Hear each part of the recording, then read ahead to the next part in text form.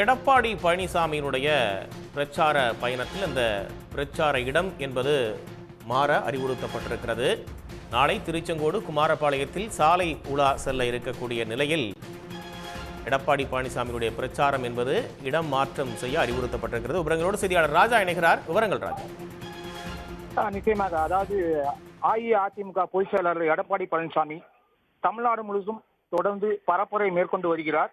இந்த நிலையில்தான் நாமக்கல் மாவட்டம் திருச்செங்கோடு குமாரபாளையத்தில் நாளையும் நாளை மறுநாள் நாமக்கல் பரமத்தி வேலூர் சட்டமன்ற தொகுதிக்கு உட்பட்ட பகுதிகளில் பிரச்சாரம் செய்ய இடம் தேர்வு செய்ய சொல்லியிருந்திருக்கிறார். அந்த அந்த கட்சியினர் இடத்தை தேர்வு செய்திருக்கிறார்கள். தற்போது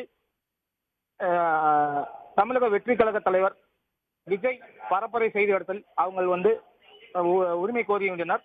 ஆனால் அந்த இடத்தை அனுமதி மறுத்துள்ளது போலீசார். தற்போது என்னவென்றால் உயர்நீதிமன்றம் ஒரு உத்தரவை பிறப்பித்துள்ளது.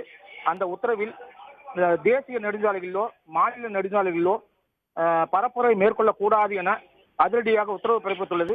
இந்த நிலையில்தான் அதிமுகவின் அந்த பொதுக்கூட்டம், அது பிரச்சார பொதுக்கூட்டமானது நடத்தக்கூடாது என தெரிவிக்கப்பட்டுள்ளது.